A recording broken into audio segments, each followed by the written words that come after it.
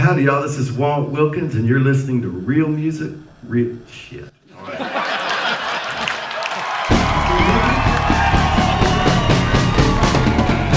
Real life, real music radio. With your host, Kyle Hutton. Hi, Walt. Howdy, y'all. Thanks for hanging out while Michael and I, sat up here and talked about important business. That was good. I was saying upstairs to the group that there are two guys in the same room that I have a kind of thing. I'll do whatever they ask. I love Michael Hearn, and I've just dug Kyle and respect him as a human and a songwriter and a dad and a husband. Which a lot of his songwriting is, he writes some of the best songs about that, and a guy I just trust and I like to hang out with. So this is always fun, and I hope y'all have a good time. I wish I could. Oh, hi. There I can see you. Okay, right on. All right. The light's a little bright. It's a little bright. A little bright. That's all right. But that's okay. It's show business, I guess. That's right, show business. So, Walt, you kind of know this. Walt's been... Walt was on our very first season of Real Life Real Music, which was back in 2000. We started in March 2007, so I think you actually were in December of that year, and that's when you and I met for the first time, you and your beautiful wife, Tina. Yeah. And still one of my favorite episodes of the show we recorded right there at the Do-Si-Do in the Woodlands. And since then, we've had the luck to have you back a couple of times as you've released new records and that sort of thing. But as I was putting together my list of people that I wanted to introduce to my new friends in Bryan College Station, you were right at the top Thank you. of it. So when I saw the list, I said, "Oh, it's all those famous. What am I doing on this?" You're famous people, and then your Uncle Walt. That's good. Yeah, Uncle Walt. We love you, Uncle Walt. Okay, then, okay, well, fine. Then if you're going to say that and play the Hummel card, Yeah. I'm going to ask you right up front to play one of my favorite songs that you've ever written that, it did really well for a bluegrass group that recorded it. It is literally one of my favorite songs ever. And before you play it, you gotta tell us who's recorded it. This is a song called "Trains I Missed." Thanks. Thank you. It's been recorded I don't know, a dozen or more times by different folks in all sorts of genres, including a Dutch pop singer, a German country band. I love it. And then the version that Kyle mentioned is by a bluegrass band called Balsam Range from North Carolina. It was I don't know the year, but it's been a while. It seems like 5 years, so it's probably been 10 years ago. It was the International Bluegrass Music Association Song of the Year, and I don't really care about stuff like that. I don't want to put that. I don't want to make that part of my thing. But it won, and so that was cool. As long as you're nominated, Steve Martin gave out the award. Come on. And that was cool. I got to talk to him backstage. He gave the award, and we were walking back, and I said to Steve Martin, I'm a movie guy. I love Steve Martin. And I said, hey, man, your work has meant so much. And he was like, and he was gone. I was like, to me. Anyway, so he was probably freaked out by all. And then recently, last month, actually, the song was recorded by a guy who I've been a fan of since I was a teenager. A guy named Ian Matthews. He started a band called Fairport Convention in England. He's English, and I had his records. I was always a fan of this guy. His singing was beautiful, and then he moved to Austin for a while. I met him there. And then he moved to the Netherlands, which is my second home. I go to the Netherlands every fall. And he was at one of my shows just this last November in a tiny little place. And he was smiling, which is unusual for an English Dutch guy. And he the next day he sent to our mutual friend a version of him singing this song just on his phone, and he's so good that it sounded like a record. And so he just recorded it on his new record. So it continues to have a cool life, this song, and I never get tired of playing it because it's a song about feeling grateful, which I am every day.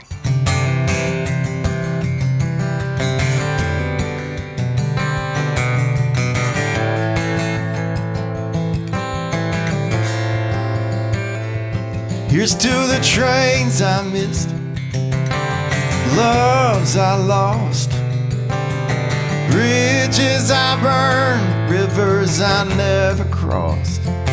Here's to the call I didn't hear, signs I didn't heed, roads I couldn't take, and the maps I just would not read. It's a big old world, but I found my way, and the hell and the hurt led me straight to this. Here's to the trains I miss. I've been a clown, I've been a fool, and I pushed on every chance. I crossed 1,000 lines trying to crawl out of God's hands. But there were stones I did not throw, hearts I did not break. Oh, I held on to my silver shining, fragile thread of faith. It's a big old world, but I found my way, and the hell and the hurt led me straight to this. Here's to the trains I miss, and here's to this place I found, and all the love I know, the earth and sky that I call home, that we all call home. And here's to the things I need, bigger than me, moments I find myself right where I wanna be. Thank you, Kyle. It's a big old world, but I found my way, and the hell and the hurt just led me straight to this. So here's to the trains I missed.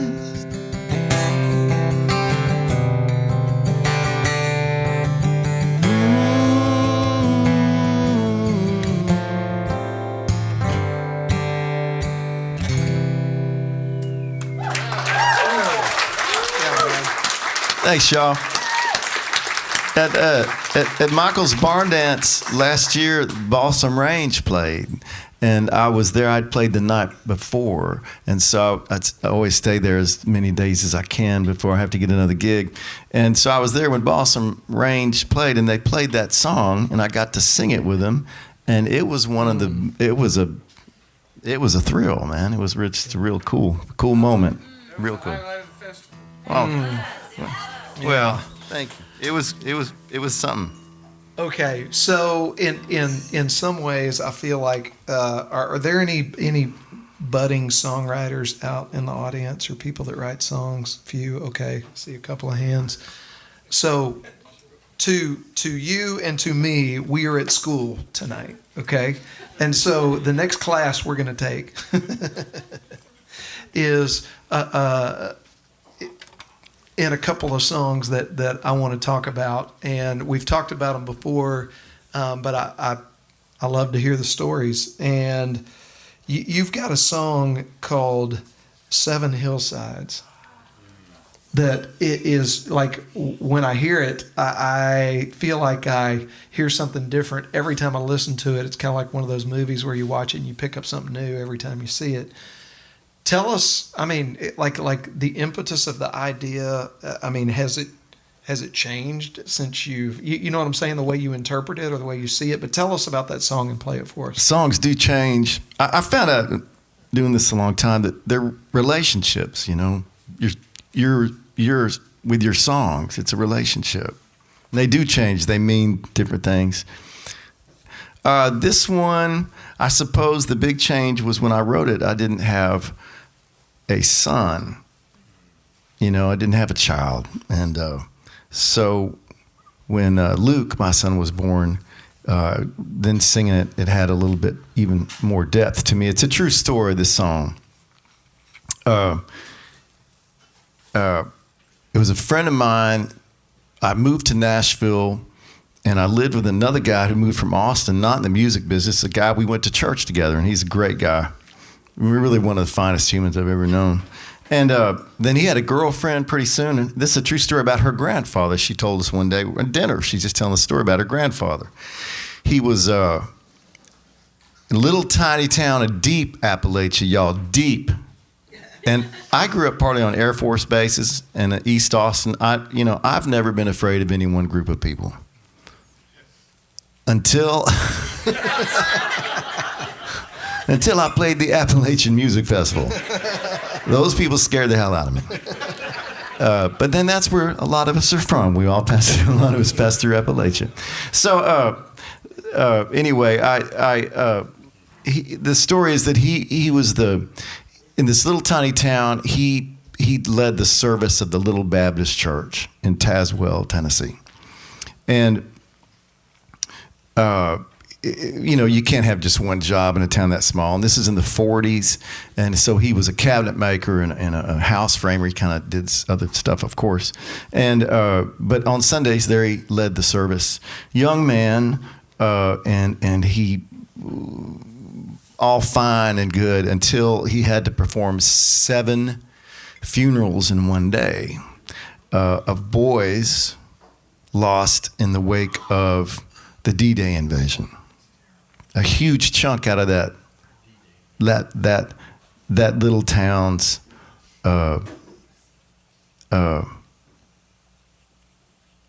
future.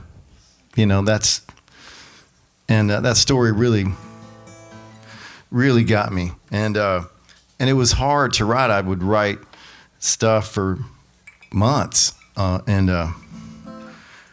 I could never quite get it. So I wrote songs a long time, for a couple of years, often with a guy named Nisha Sheridan. He's from Canada, an Irish guy from Canada, and we liked writing together so much that he and his wife moved next door to Tina and I, so we could have a weekly meeting, which we did. We wrote every Monday, and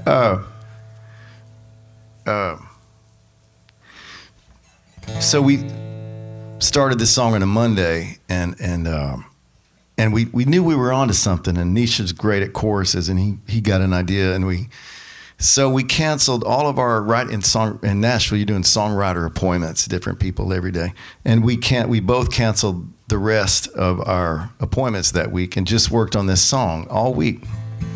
And on Thursday, we thought we had it, and I went in to play to my publishing company. I knew it was good.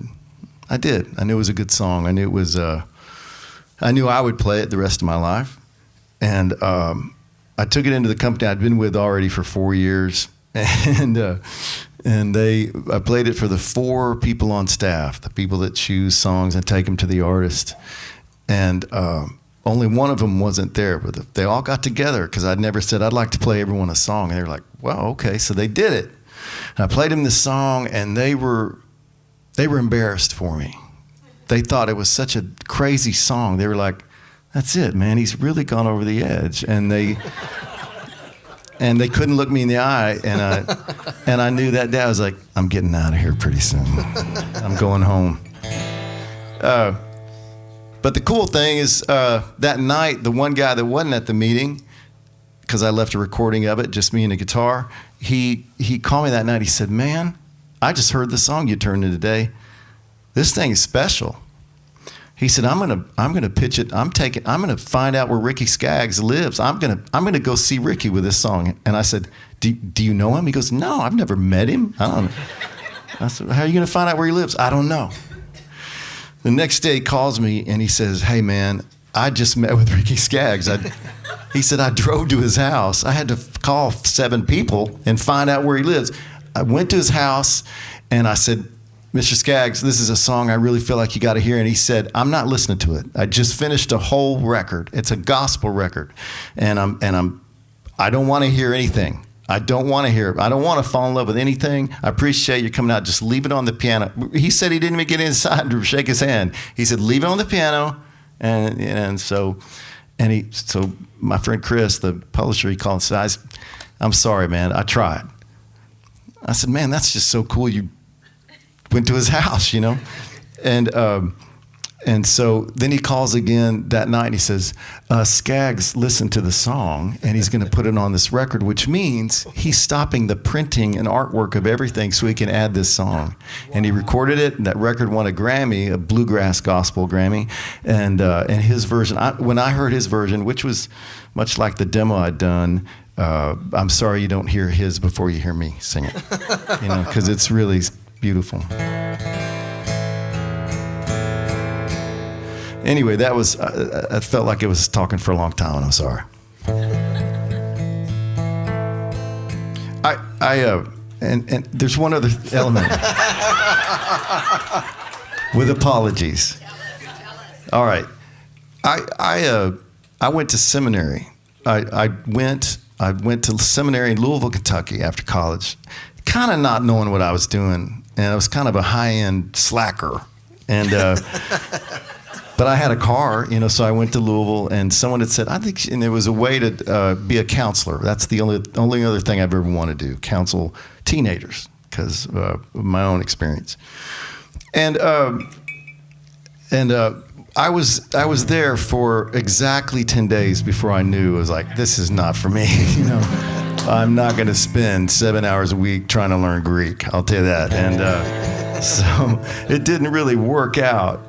But later on, when I wrote the song, I thought, if that experience of being around people who were going to be preachers led to this song, it was worth being there, you know.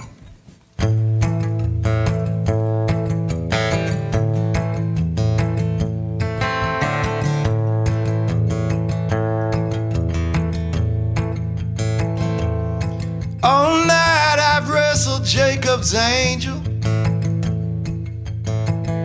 prayed to Matthew, Luke, and John, struggling to find the words to face the task that comes upon the blood-red dawn.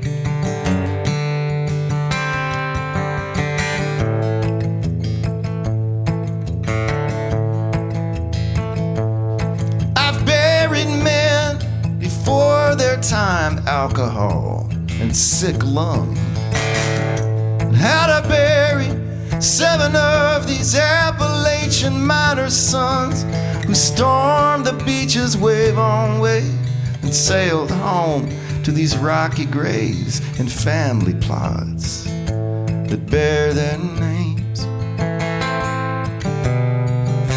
Tomorrow I'll walk up 7 hillsides and tremble before my flock on 7 hillsides.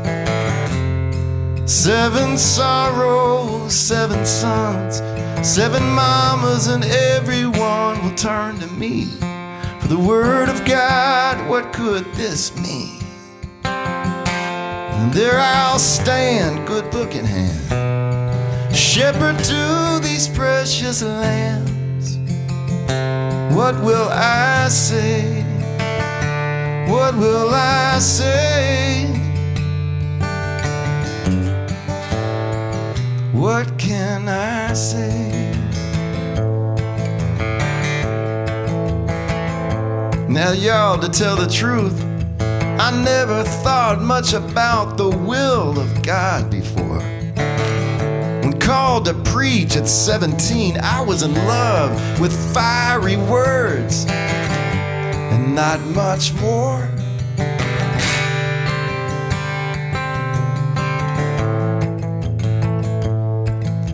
But the time has come to keep the faith for others shattered by their loss. Remind them of a loving God whose son like theirs paid the cost to save this sad and wicked world. Through sacrifice our love is heard. And I'll pray I believe those words. Tomorrow I'll walk up 7 hillsides, tremble before my flock on 7 hillsides. 7 sorrows, 7 sons, 7 mamas, and everyone will turn to me. The word of God, what could this mean?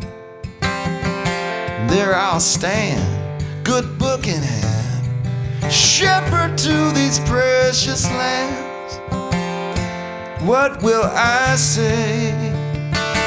What will I say? What can I say? What can I say, God? What will I say, God?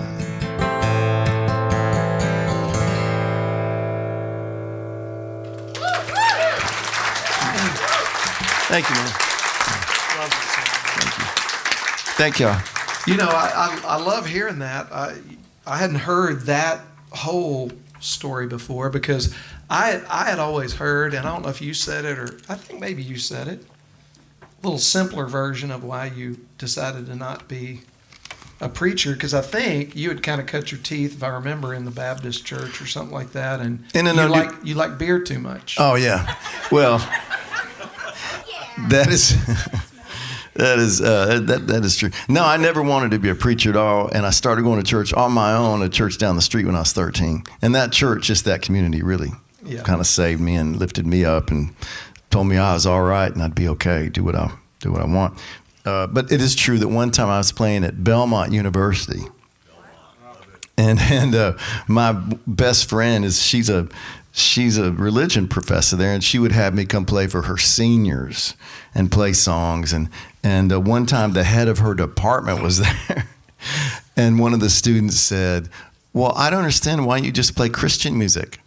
And I said, "It kind of bores me, and because it's kind of predictable, and also I love beer. I don't want to play in churches all the time, you know." I mean, I really love beer. I love my wife, I love my son, and I love Jesus in my way. But I need beer, so I can love everyone a little better. Okay, here's what I love. Like, dude, I mean, Walt, and you know this because I'm kind of a stalker fan almost. But man, I love when you tackle like some of the bigger thought processes. I love that you'll dive down in there, like on that last song. I mean, like,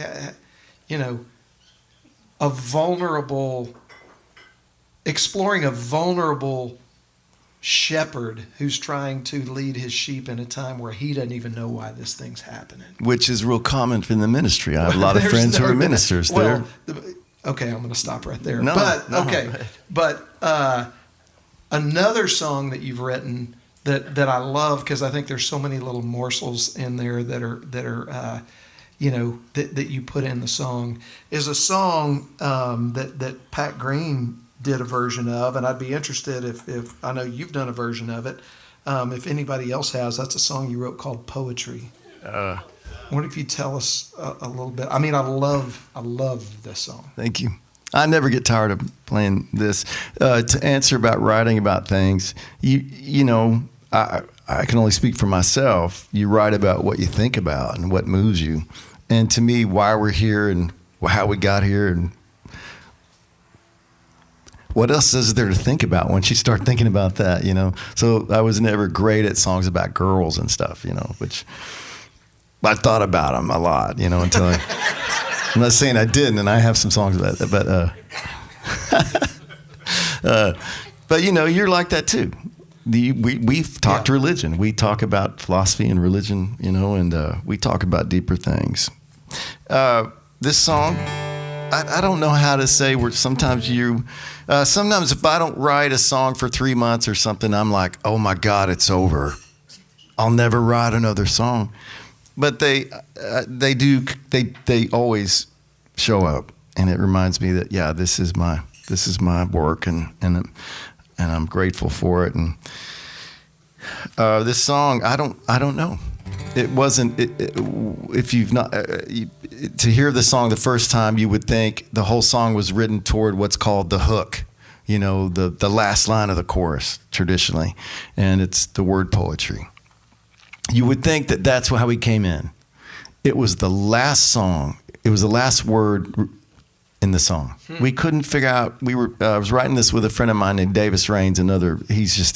He's a deep, beautiful guy, this is how tough and deep Davis Raines is. He's from Alabama, and he worked himself up through the Alabama penitentiary system and he ended up being the head of death row on Alabama when he was in his 30s. He's tough as hell, and at the same time getting a master's degree in American literature. So he's just smart and tough, and he's an multi-layered human. But Davis, and this came out of us talking about things. I think I had the first verse written and played it for Davis, and then we worked on this thing for a couple of days. But it's funny that the word poetry is really the thing. It was the last thing. We just couldn't figure out what are we saying, and then it happened it was great. Anyway, here's a song called Poetry. And I think Pat recorded this one because his wife Corey likes it.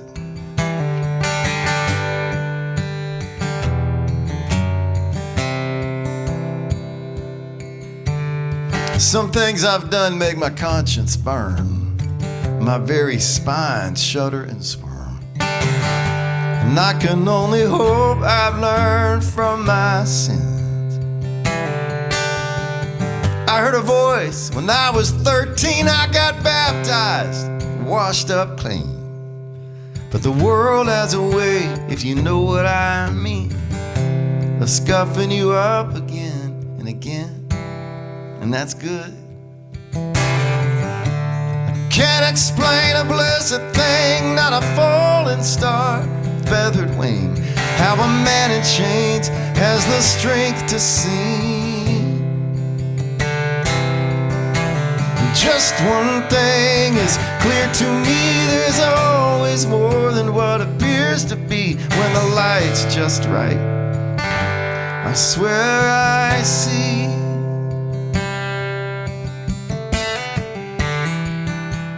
poetry.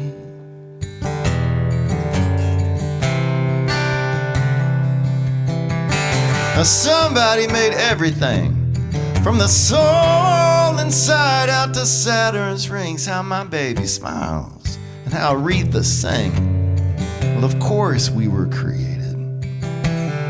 Clouds make rain, and the ocean makes sand, and the earth breathes fire, and lava makes land. That took a mighty hand and some kind of wild ass imagination. I can't explain a blessed thing, not a falling star, a feathered wing. How a man in chains has the strength to sing like a bird. Just one thing is clear to me, there's always more than what appears to be when the light's just right. I swear I see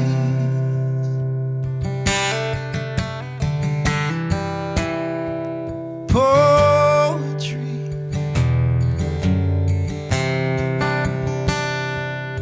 Poetry.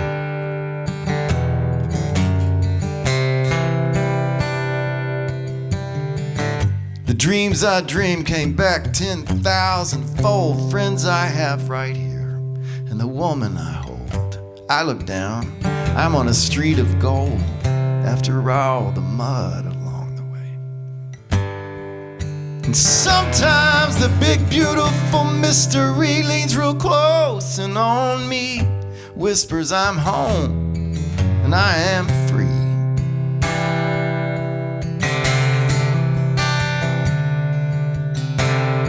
I can't explain a blessed thing, not a falling star or a feathered wing. How the man in chains has the strength to sing.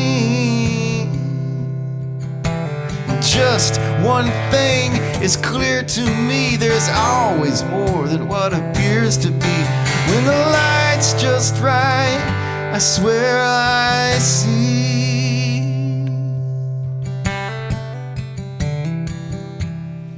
poetry.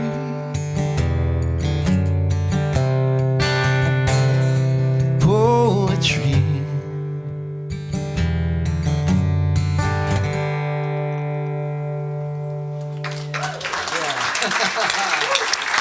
Thank you, man. Thank you. I love that song. Man, one of my fondest memories of that song was probably, gosh, it's probably been like 8 years now or something like that. But we did a, kind of like Walt almost became a minister. We almost did. That's too frightening a thought to even We almost had entertain. what I would consider almost like a small group church thing in Mexico. We called it Small Group with Tequila, is what we what we called it. And we did this thing where we went down to Mexico and we took a bunch of couples and we took a marriage counselor in case anything got out of hand. Too bad.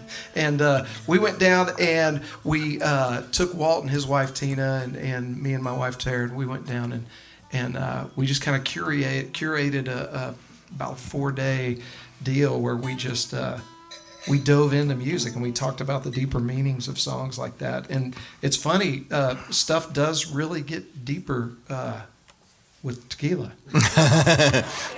It's the perfect liquor. I quit drinking whiskey 7 years ago. Did you? Yeah, in favor of tequila. Yeah. I didn't know that. Okay, good to know. I've made fewer bad decisions. So 67% fewer bad decisions with tequila.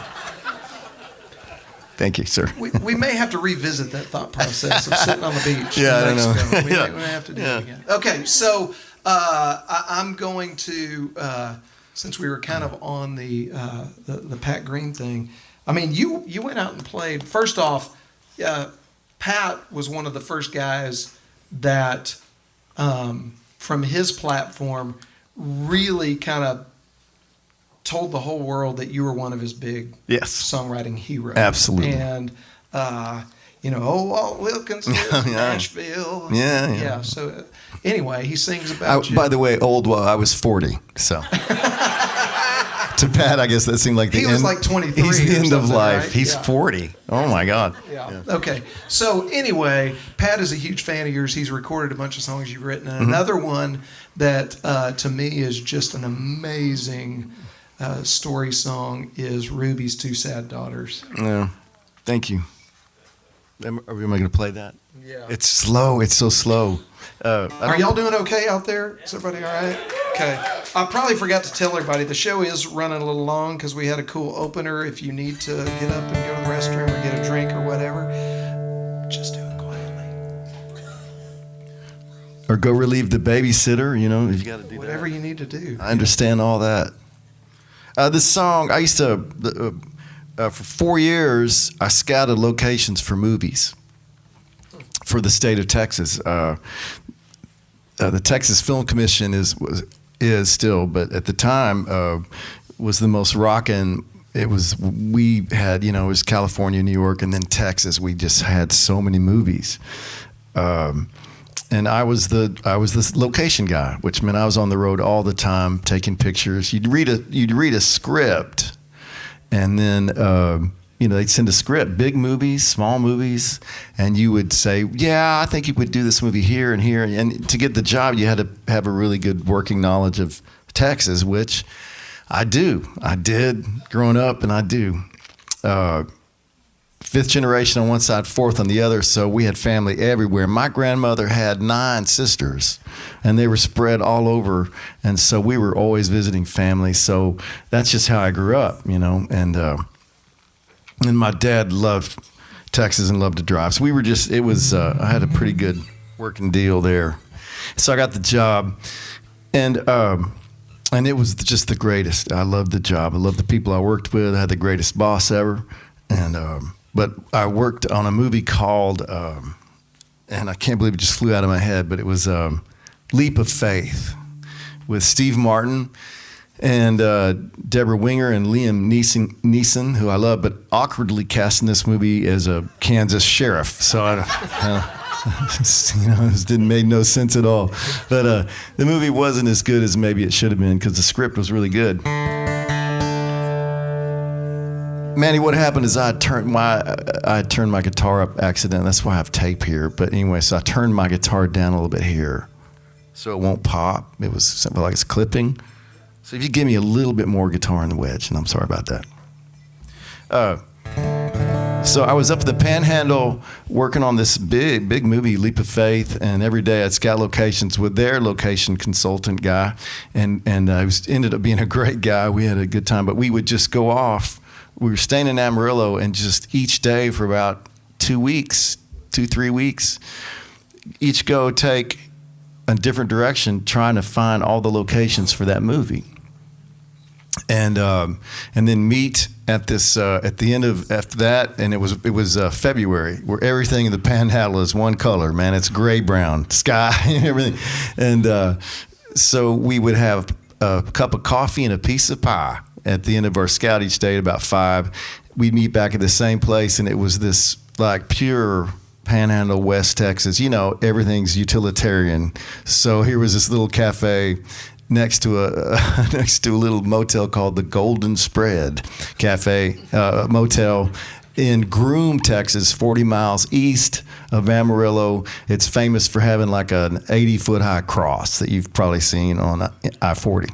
And so we, so that she had, it was this funny thing, you know, she had this wall of like the cheapest whatever paneling you could buy in this cafe, and then she had 3 little pictures in the middle of this sea of brown paneling, and 3 pictures were of pure Texas. You know, it was 2 junior high granddaughters in their cheerleading outfits, and then the younger kid, 10-year-old boy in his football uniform. You know, and the movie, it's called Ruby's Two Sad Daughters, but the kids look very happy. Actually, they seem like well-adjusted, beautiful kids in the picture. So I don't want you to worry or anything. But they didn't live there. They lived in Dallas or Fort Worth. You know, they were in the Metroplex. Maybe if they lived in Groom. But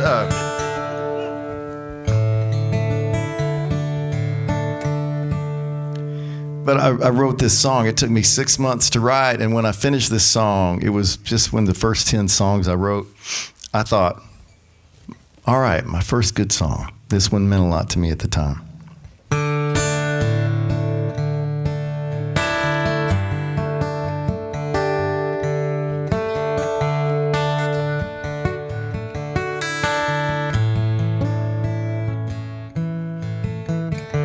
When the sun's right, hit it light.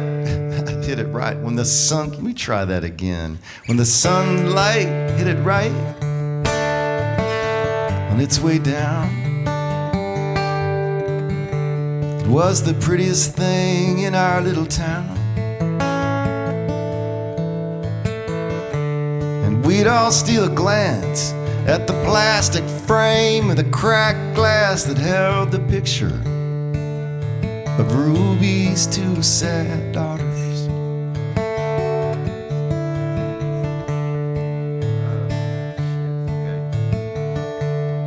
I wish I'd known what songs I'd be asked to play. I don't play this very often.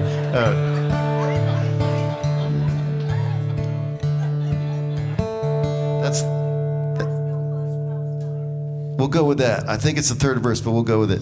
That's okay. No, I appreciate it very much. The last mill closed when I was 9.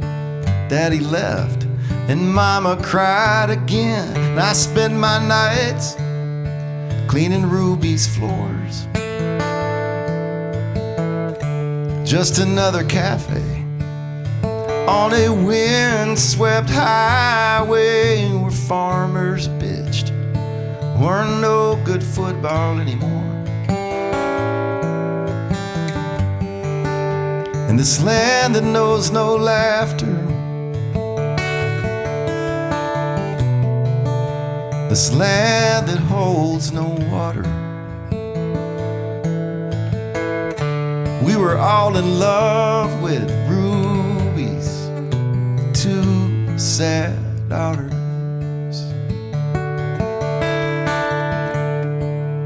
One went way out west, and one went way wrong. One left at 17, the other couldn't wait that long. Neither went anywhere with me, not the games or the Dairy Queen, no. They both split with the first boys who lied sweet and looked vaguely mean. From this land that knows no laughter, this land that holds no water, we all had our hopes set on Ruby's two sad daughters.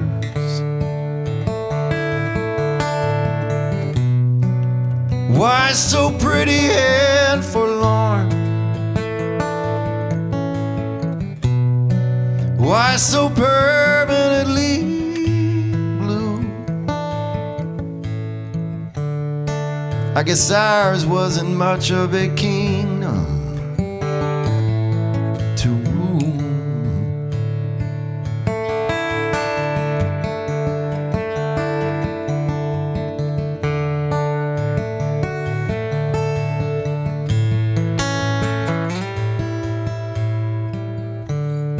Now, when the sun's light hits it right on its way down,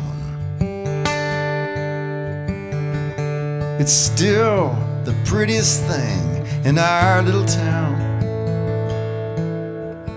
And every hour I steal a glance at the plastic frame, but I fix the glass that holds the picture of Ruby's two sad daughters. Why did hope leave town with Ruby's two sad daughters? I guess we weren't much of a kingdom, you know.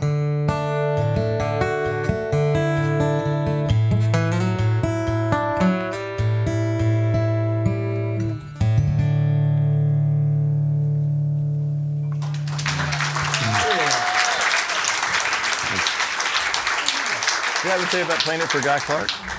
Can I tell a story? Oh, yeah, please. Okay, when I moved to Nashville, I found myself one time in a kind of a wild Nashville night, alone with Guy Clark in a recording studio. I had met him at the bar where my wife worked, where we met. That was the hangout of all sorts of songwriters. And there was Guy Clark. And the woman sitting between at the bar, between me and Guy, was a woman named Karen Brooks, who I had all of her records. I thought she was great. And she was at the bar. She said, "Well, have you met Guy?" And I said, "Gosh, no. You know, I was scared." And so I'll cut the story real short and say we met and ended up walking down the street together. He had to go back to the studio to listen to the day's mixes. He had just started a record called Boats to Build. And so he and I are walking down. I'm going, oh my God, I'm walking down the street with Guy Clark, walking down 16th Avenue, in the middle of Music Row in Nashville, Tennessee, me and Guy. And I said, he said, oh, where are you from? And I said, Austin, Texas. And he goes, I'm from Texas. I said, yeah, Guy, I know you're from Texas. And he said, man, I miss Texas every day. I'm going to not use the language he used. I miss it every day. I said, why don't you go back to Texas? You're you're Guy Clark, right? You're the greatest poet of the generation. You're like our Yeats, man. And he goes, no. Now I realize I can't tell what he said that either. But so anyway, go to the studio and he sits down and we have a couple of drinks. And it's because this guy, this is a one in a lifetime thing. I knew it, and Karen was there, and she played it. He said, everyone play me a song. Karen played a song, and he was like, tore it in half. He was like, this is awful, terrible song, and she started crying, and she said, well, make him play one. So I played the song, and he had a huge head, and he put his head right in front of my guitar and sat there with his head down and his hands on his knees, listening to the whole song. And he was drunk. He was drunk. We were all a little drunk. He was drunk. And he was crusty, to say the least, But he listened to that whole song. I thought, well, this is the one song that I have that's serious. And I played it for Guy all the way through. And then he raised up, and he seemed like a different person entirely. He's real kind of, and he looked and said, man, I don't know. He said in the second verse, I think I might change lines 2 and 4, exchange them. I think that'd be a cool thing. I said, whoa, cool. All right. I guess I felt like it was done. And instead of saying, no, asshole, I'm Guy Clark, and I just told you how to fix your song. He said, yeah. He said, man, they're never done. Well, it's like, yeah, they're never done. You're always working on them, The same song forever. Anyway, that's a story. Yeah, if you're going to hear that, that's the guy to hear it from. That's the one to hear it from. Yeah. Are y'all doing okay out there? Is everybody good? These lights make it a little difficult to see. Okay. I'm putting you all to sleep with talking so much. We need to do something here. I've got to get a liner for the opening of the radio show. So I need you to say, this is Pat Green and you're listening. No, I'm just kidding. This is Walt Wilkins and you're listening to Real Life, Real Music. And then you guys are going to go nuts, okay? All right? And I'll go like this when it's time to stop. Howdy, y'all. This is Walt Wilkins, and you're listening to Real Music, Real Shit. All right.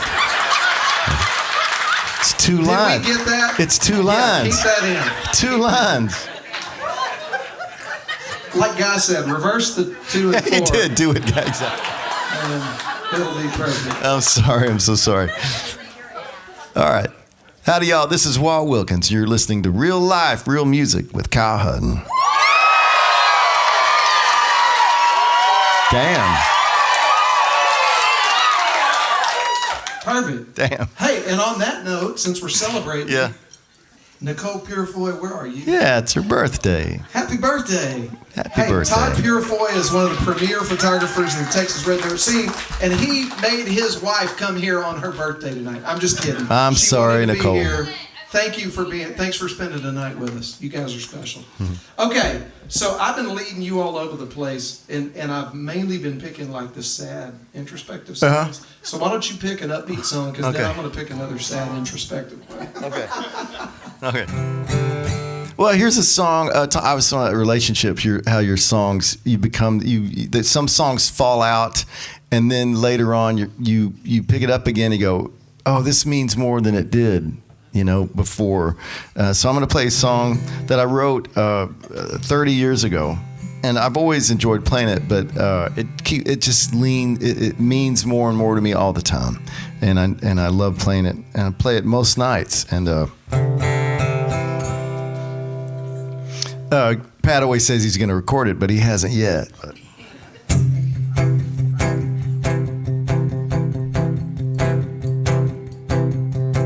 Into a ditch from an icy road, and a late night telephone call. Your voice is fire and honey and angels.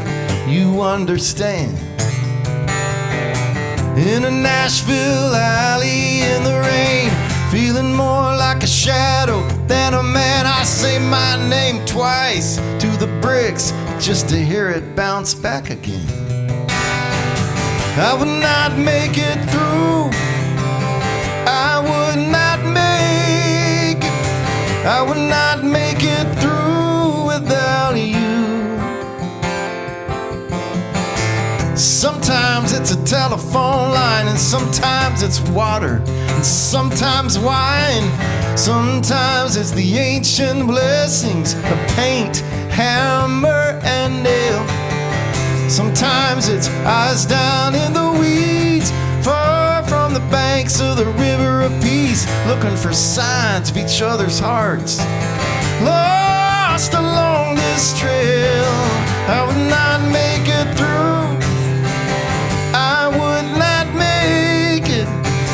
I would not make it through without you. I heard your voice in the Brazos River bottom cane. I heard your voice in a Hispaniola rain. I'm always quick to the street, dreaming wildly. You pick me up so many times when I have stumbled, and you set me on my way again.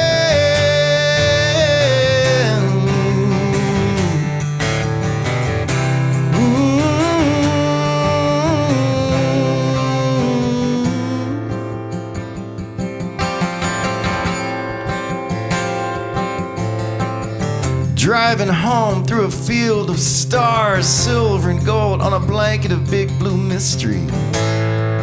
Who else could I bring these stories to? Your kiss tastes like magic wishes, like hopes and dreams. I love telling these secrets on your skin, and the quiet next to you. I would not make it through. I would not make it. I would not make it through without you. I would not make it through. I would not make it. I would not make it through without you.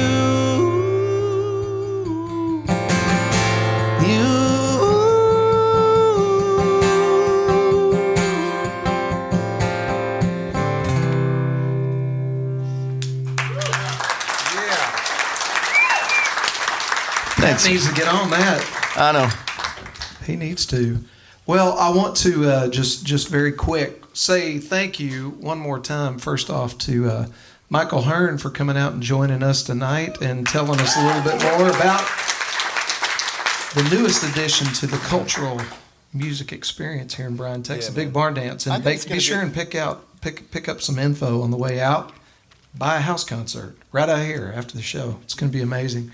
My friends at Destination Bryan, Lake Walk, and the Stella Hotel, thank you guys for everything you do to make nights like tonight happen.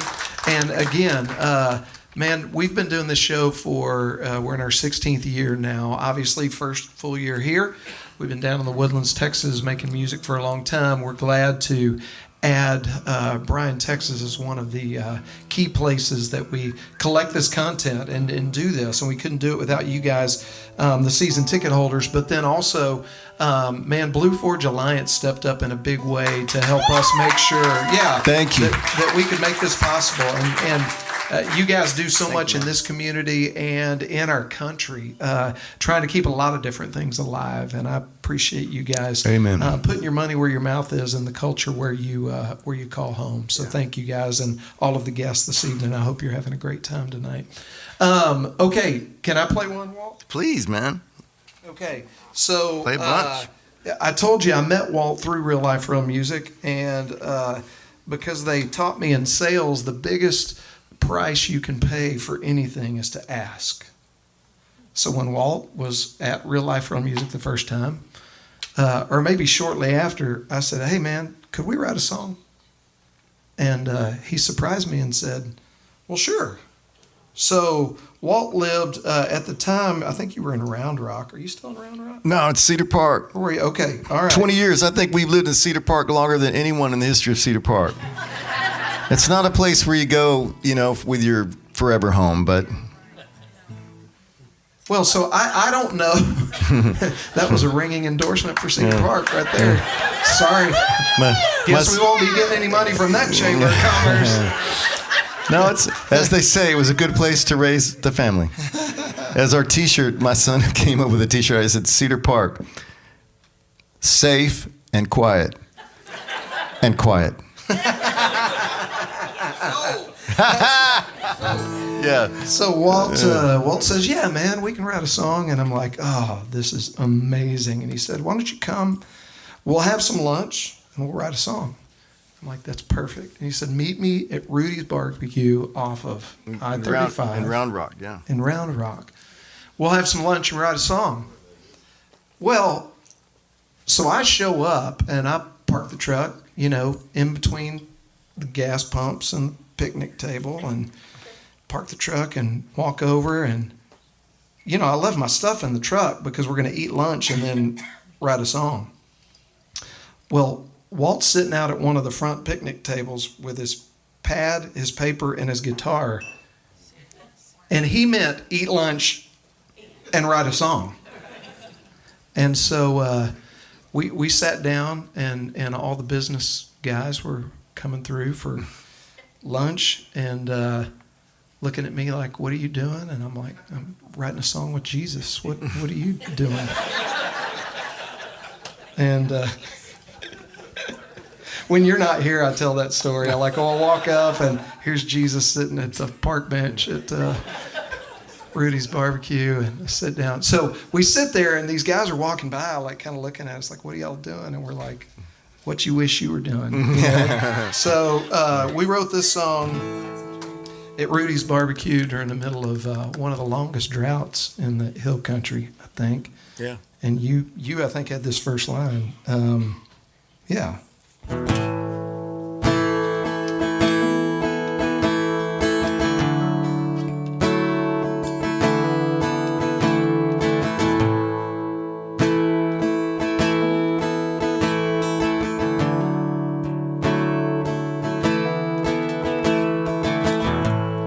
The lakes were full and shiny, and rivers ran with silver linings. The hills were green as island. The fields had grass as high as our hopes for a golden harvest.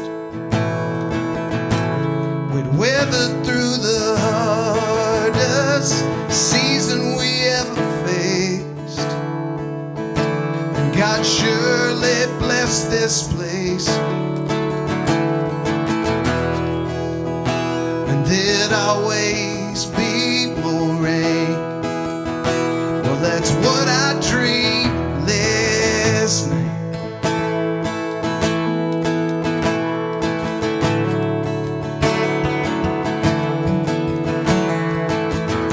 And no children ever went missing, and mamas always listen, yeah, and daddies always stay.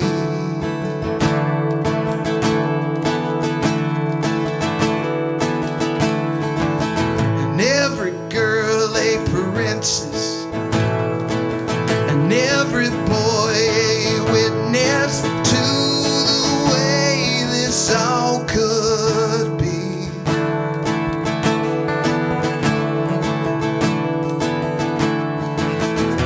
And there was never another childhood stripped away. Yeah, that's what I dreamed last night.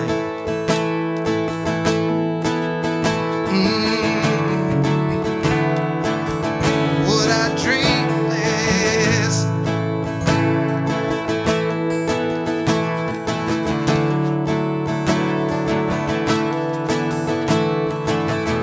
Then I dreamed and I dreamed more, that we forever ended war over gold and over borders, or someone's high and holy orders.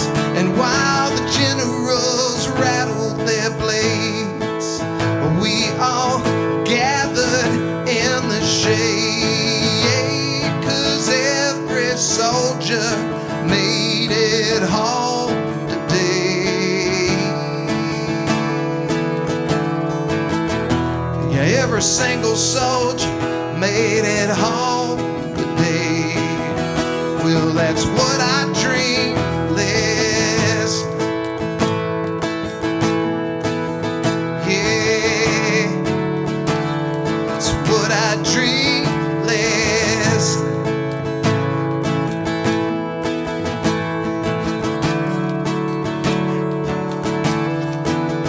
Yeah, it's what I dream, what I dream, what I dream, what I dream, what I dreamed last night.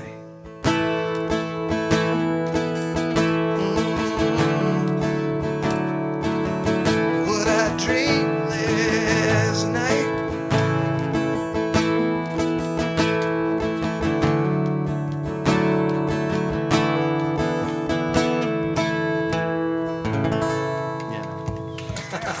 I love that song. I love that song too.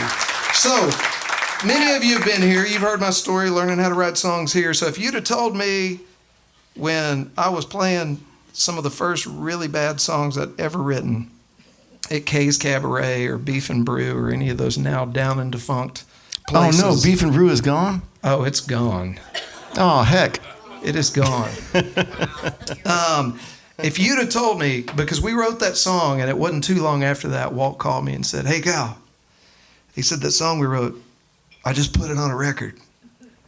And if you could have knocked me over with a feather, I got a songwriting cut with my favorite songwriter Thanks, on the man. planet, I love Walt that song. Wilkins. He's put it on 2 records. It's called What I Dreamed Last Night. So Thank you. Thank you for that song. Thanks for writing it with me. It's my pleasure. Okay, I'm going to ask you about one, and then you're going to have to pick one that you want to Okay. finish us off with tonight. But Right on. I have to say that I think one of the songs that hits me the most that you've written is a song that's been recorded by, I don't know when Kenny Rogers first recorded this song, but I love his version of it. And then Kelly Pickler recorded a version of this song. It's a song called "Someone Somewhere Tonight," and it's just got it's got that spiritual thing to it that I don't know that you can hear this song and not feel something. Tell us where that one came from and play that for us. You bet. And Kyle, thanks for asking for this song and having me. You know, like you've got a bunch of famous friends, so I appreciate being the guy that slides in, man. I do. And y'all are wonderful. And this room is amazing.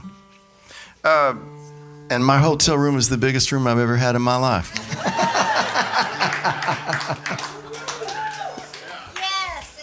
And a great view. When I was younger, I would have said, "Let's get a poker game going," but that was then. All right. So when I was in Pat Green's band, he had recorded a few of my songs, and we'd written a couple together, and then he got signed. When he signed a major label record deal, and he got a big publishing deal, and that meant he was about to get on a bus and drive all over the country. I had sung harmonies on his record, 2 records by then, but it's the big record that they were making a big push. Let's make Pat a country star. And so I got on the bus. My son was 10 weeks old. He had colic, terrible colic, and it had been quite a trial. And I was leaving in 3 days, and the baby Luke was just, I had to carry him around down. We lived in downtown Nashville. I'd carry him in this baby, those baby holders all night sometimes through downtown Nashville. Bands playing, drunk people going, "Is that a baby?" Yeah, it's a baby. Walking through things that you don't want to look down and see what you're walking through. And that was our life. Well, 3 days before I got on the bus, the colic just stopped, just like the doctor said would happen. He was like, boom. And so that helped everything. And they were okay. I flew home every 2 weeks or so. I missed a lot the first year, but that's part of the deal, I wanted Pat to succeed. I love that guy. I love him. He's got a heart. He's got a heart like a lion, and he's a neat guy. And so we went all over the country. We were driving through Ohio. It was 5 in the morning. I was the old guy on the bus, as you would imagine. And that morning I got up 30 minutes before I went to bed. But thank you. That joke doesn't always work, but I appreciate it. You're obviously very sophisticated. I appreciate it. When that doesn't work, I always think, I think it's so funny. I didn't sleep much that year. We're rolling through Ohio, and it was dark, and I was missing my family. You know, I missed his first steps and some other stuff. And we're going through farms, and then the houses, and maybe the suburb or small town. And for an hour and a half, I just sat there.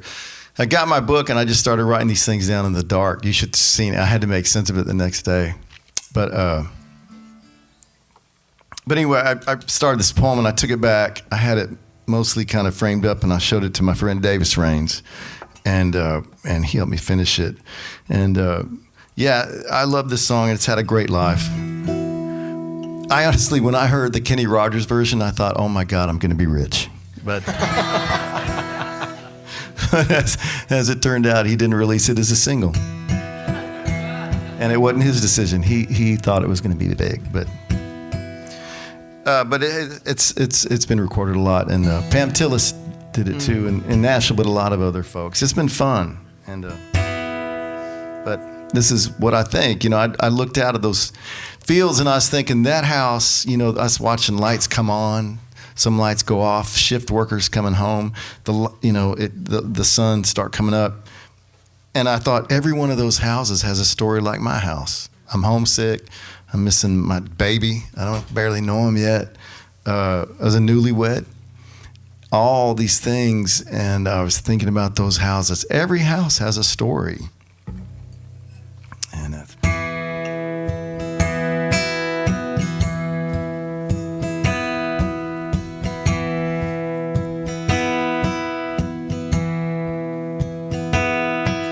someone somewhere tonight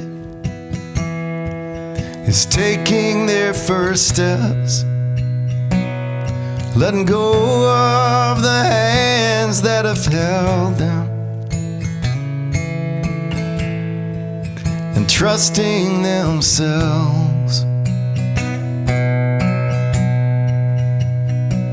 while someone somewhere tonight is hearing their last rites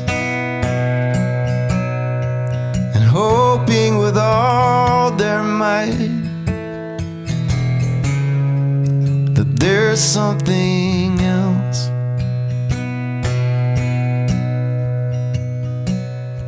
Well, baby, lie down here beside me, and let's lie real still, and tell me you love me, and you always will.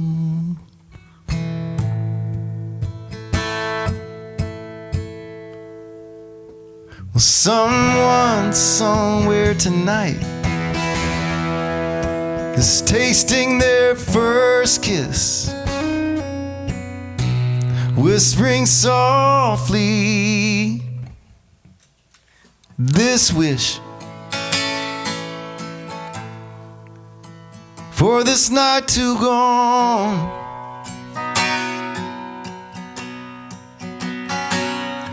While someone somewhere is holding on to a bottle, pouring one more and praying that God will get them through till the dawn. Well, baby, lie down here beside me, and let's lie real still, and tell me you love me, and you always will.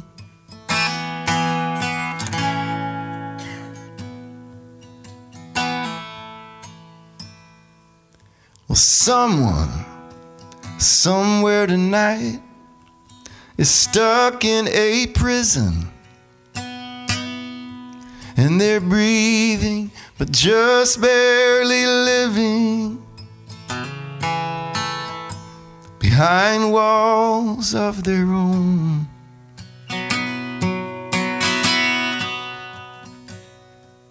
But someone, somewhere tonight just found their own wings, found some beauty, found some strength, found some meaning. In spite of it all.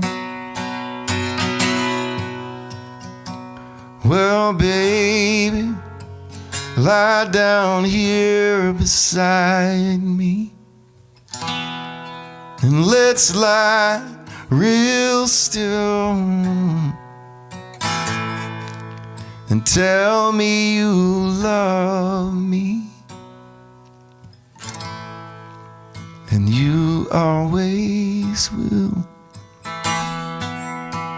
You always will.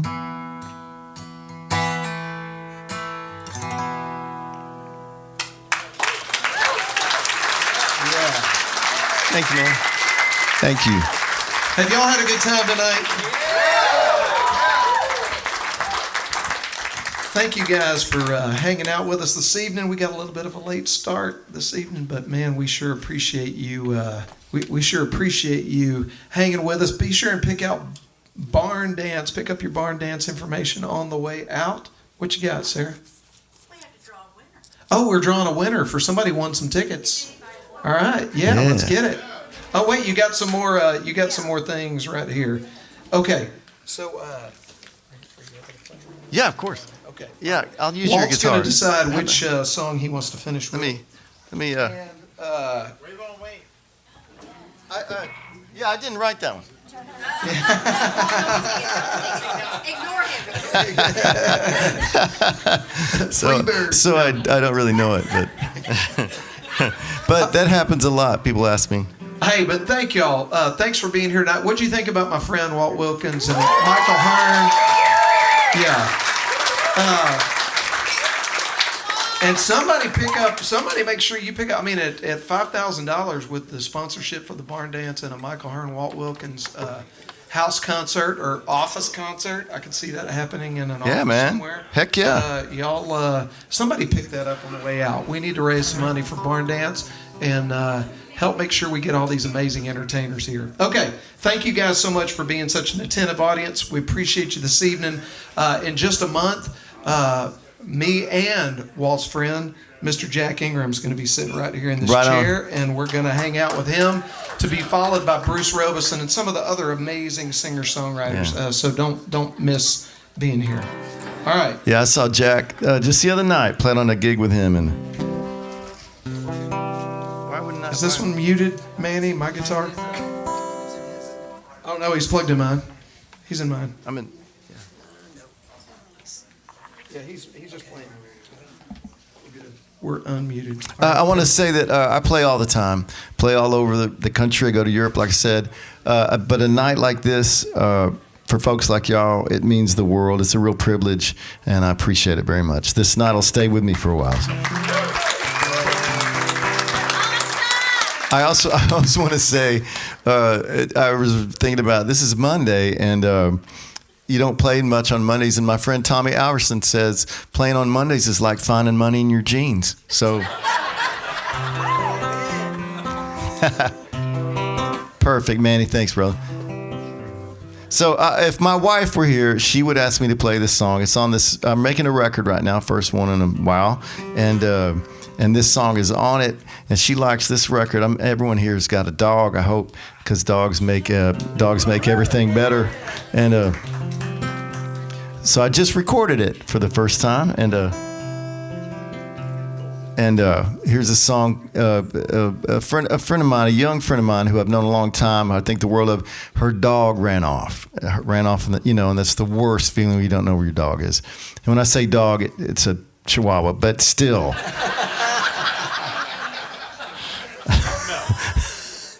I guess people can get it. I'm sorry. It's an easy joke. And I'm sorry. I love, like all of us, we love dogs. But anyway, her dog was gone, and I saw her the next day, and the dog hadn't shown up yet. She was a mess, and just crying in my arms, and I didn't know what to say. So from my, at that time, 61 years of living, I came up with this wisdom of what to tell my young friend. I said, "Oh, dogs, man." And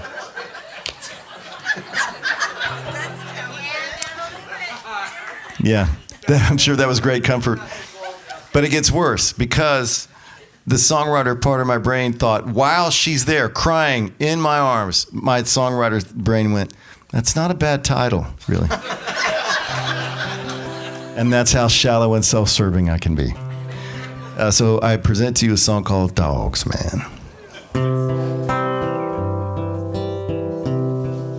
And thank you, brother.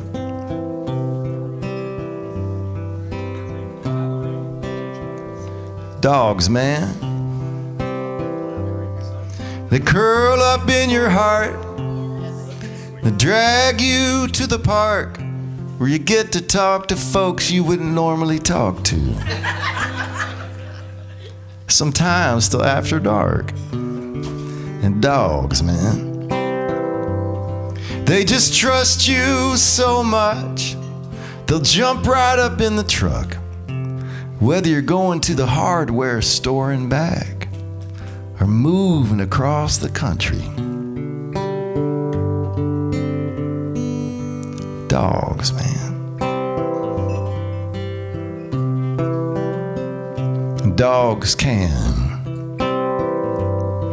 change your whole day and the time it takes to lick your face, or get up on the couch and put their big, wet, drizzly head across your bare legs. It's my dog's specialty. And dogs will protect you from the squirrels of the world, every squirrel in the world, in bursts of rage and fury left over from when they were wolves. Dogs, man.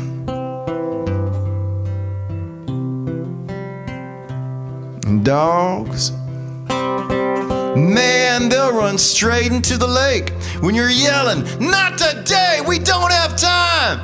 Ah, shit, okay.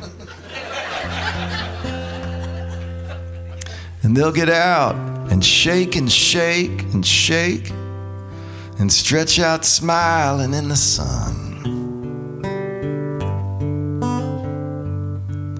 Dogs, man.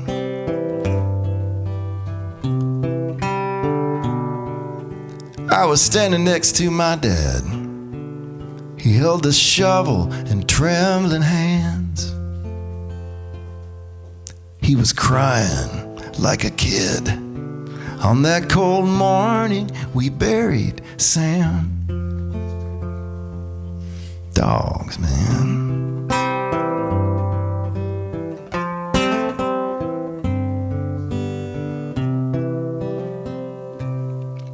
Dogs. They teach us the circle of life, 'cause they only get one short life, and we only get one life. So maybe we should run straight into the lake and get out and shake and stretch out smiling in the sun, and then wait there on the mystery truck and jump in just to see where it's going. Because, you know, dogs, man.